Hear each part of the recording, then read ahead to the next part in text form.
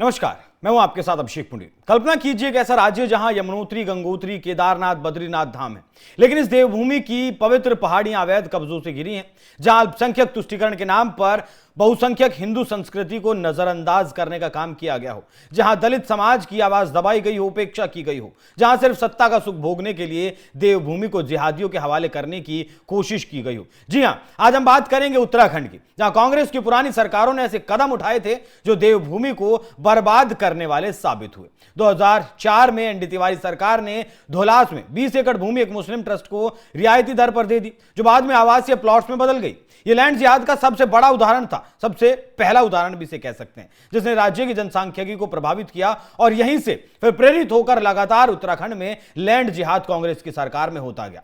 मदरसों को विशेष छूट देकर तुष्टीकरण किया गया, एक समान शिक्षा से वंचित किया गया, जबकि दलितों के आरक्षण और सामाजिक न्याय को भी नजरअंदाज करने का काम किया गया। राज्य निर्माण आंदोलन में दलितों की अनदेखी से लेकर मंदिरों में प्रवेश प्रतिबंध तक कांग्रेस ने उपेक्षित समाज को बराबरी से दूर रखा और इसे उपेक्षित बनाया। इसी गुस्से का नतीजा था कि आज अनुसूचित समाज के लोगों ने कांग्रेस प्रदेश कार्यालय का घेराव करने का फैसला किया। उन्होंने 10 सूत्रीय एजेंडा जारी किया, जिसमें कहा गया कि कांग्रेस पार्टी द्वारा प्रदेश में मुस्लिम तुष्टीकरण की राजनीति करने का विरोध दर्ज करना, पिछड़े एवं दलित वर्ग के हितों की अनदेखी का आरोप लगाते हुए पार्टी से साफ जवाब मांगा गया। संविधान निर्माता डॉक्टर भीमराव अंबेडकर के सिद्धांतों और विचारों के संरक्षण के लिए प्रदेश में स्तंभ, स्मारक या फिर अन्य उपायों की स्थापना की जाए, ऐसा कहा गया। कांग्रेस द्वारा निकाली गई मुख्यमंत्री विरोधी यात्रा को दलित और पिछड़ा वर्ग विरोधी मानसिकता का प्रतीक मानकर उसका प्रतिवाद किया गया।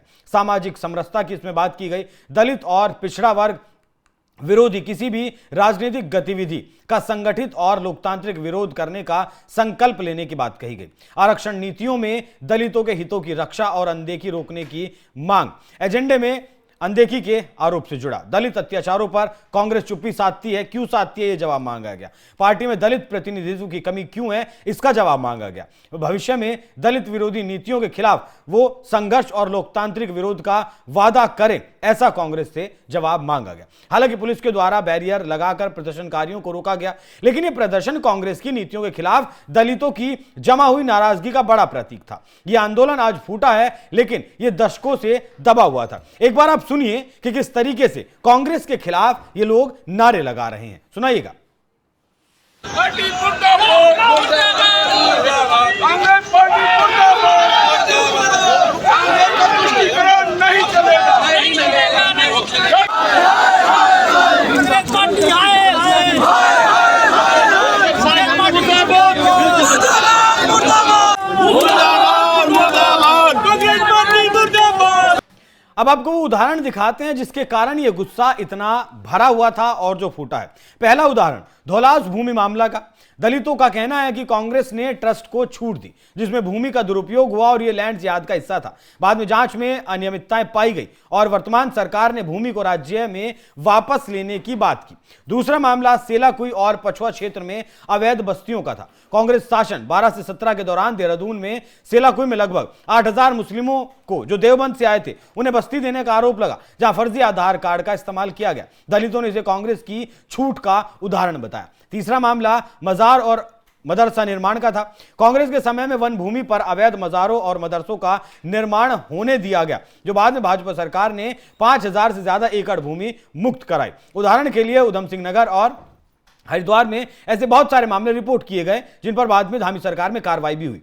दलितों का कहना है कि कांग्रेस ने जांच नहीं की और अवैध ढांचे बनने दिए गए सिर्फ वोटों के लिए। इसके अलावा कांग्रेस ने दलितों की भी उपेक्षा की है, यह भी आरोप लगाया गया। अब बात करें आरक्षण और राज्य आंदोलन में अनदेखी कैसे दलितों की गई, तो उत्तराखंड राज्य निर्माण जो 1990 से 2000 के बीच में हुआ, इसमें दलितों को नजरअंदाज किया गया, जबकि दलितों की आबादी 17% से ज्यादा है। कांग्रेस जो तब केंद्र में भी थी, उसने इसे समर्थन दिया। दलित नेता प्रदीप टमटा ने कहा कि आंदोलन की मूल विचारधारा एंटी दलित और एंटी आरक्षण थी। चुनावी हार जो हुई 2014 और 17 में, उसका कारण भी दलितों पर अत्याचार और उनकी अनदेखी बताया गया। उदाहरण के तौर पर मंदिरों में दलितों के प्रवेश को प्रतिबंधित किया गया और कांग्रेस ने इसे सख्ती से रोकने का काम नहीं किया। 2017 में रिपोर्ट में कहा गया कि गांवों में दलितों को ऊपरी जातियों के मंदिर में प्रवेश नहीं मिलता था। पार्टी में आंतरिक विवाद भी रहा। कांग्रेस के भीतर दलित नेताओं ने राज्य इकाई प्रमुख को एंटी दलित कहा, जिससे शो कॉज नोटिस जारी हुआ। लेकिन दलित अत्याचारों की संख्या में वृद्धि लगातार होती रही। जैसे ये बदली नहीं है, लेकिन अब तस्वीर बदल रही है। मुख्यमंत्री पुष्कर सिंह धामी ने दलितों और उपेक्षित समाज को बराबरी का हक दिलाने के लिए सबसे पहले तो क्रांतिकारी कदम उठाया, जिसे आप यूनिफॉर्म सिविल कोड के नाम से भी जानते हैं। उत्तराखंड देश का पहला राज्य बना था जहां यह लागू किया गया। उन्होंने लागू करके सभी नागरिकों को समान अधिकार दिए। शादी, तलाक, उत्तराधिकार में कोई भेदभाव नहीं। महिलाओं की सशक्तिकरण की नई शुरुआत, जिसे कहा गया। मदरसा बोर्ड खत्म कर सभी अल्पसंख्यक संस्थानों को राष्ट्रीय पाठ्यक्रम से जोड़ा गया ताकि हर बच्चे को समान शिक्षा मिले। Equal pay for equal work का आदेश जारी कर सरकारी कर्मचारियों में समानता लाई गई। जाति जनगणना का समर्थन कर दलितों के हितों को मजबूत किया गया। कांग्रेस के समय में जो समाज उपेक्षित था, धामी सरकार ने उसे मुख्यधारा में लाकर बराबरी का अधिकार दिया। न्याय और समानता की राजनीति का यही असली चेहरा है। जहां कांग्रेस की नीतियां देवभूमि को बर्बादी की कगार पर ले गई, वहां मुख्यमंत्री पुष्कर सिंह धामी ने दलित और उपेक्षित समाज को मजबूत करने के लिए बेहद ही ठोस कदम उठाए। जन जन की सरकार, जन जन के द्वार अभियान से दूर दराज के गांवों तक पहुंचकर दलितों की शिकायतों का समाधान किया गया। जहां बाढ़ सुरक्षा और बुनियादी ढांचे के लिए 30 करोड़ रुपए की योजनाएं शुरू की गई। यह कदम विशेष रूप से SC/ST बहुल क्षेत्रों में बाढ़ प्रभावित दलित परिवारों की मदद के लिए था। मदरसा बोर्ड खत्म कर सभी को राष्ट्रीय पाठ्यक्रम से जोड़ा गया ताकि दलित बच्चे भी समान शिक्षा पाएं और अल्पसंख्यक बच्चे भी समान शिक्षा पाएं। अल्पसंख्यक शिक्षा में सुधार कर हर वर्ग को बराबर लाभ दिया गया। जाति जनगणना का समर्थन किया, जैसा कि मैंने आपको बताया। बाकी महिलाओं को 30% आरक्षण देकर दलित महिलाओं की सशक्तिकरण की नई दिशा दी गई। ये सभी फैसले साबित करते हैं कि धामी सरकार ने कांग्रेस के समय की उपेक्षा को खत्म कर दलित समाज को मुख्यधारा में लाया है। अब देवभूमि में कोई भेदभाव नहीं है, सिर्फ न्याय और समानता है। यह है सच्ची राजनीति का चेहरा, जहां हर आवाज सुनी जाती है, जहां हर आवाज की कीमत होती है, जहां हर आवाज की एक वैल्यू होती है। वो ऐसा नहीं है कि वो दलित है या फिर वो अनुसूचित जाति का है तो इसलिए उसकी आवाज ना सुनी जाए। धामी सरकार ने सबसे पहले यही काम किया कि हर एक आवाज सुनी जाए, हर द्वार तक एक आदमी पहुंचे जो कम से कम उस गरीब की शिकायत को सुन सके, जो गरीब ऊपर तक अपनी आवाज को नहीं पहुंचा पाता है। उसके लिए वो आवाज खुद बने, पुष्कर सिंह धामी खुद उस आवाज को बने और उन लोगों तक पहुंचे, उनकी शिकायतों का समाधान करने का काम किया। तो यह दिखाता है कि किस तरीके से समग्र विकास, समग्र समानता की तरफ उत्तराखंड को लेकर मुख्यमंत्री पुष्कर सिंह धामी जा रहे हैं। बाकी इस आंदोलन पर आप लोगों की राय क्या है, कमेंट बॉक्स में जरूर बताइएगा। नमस्कार।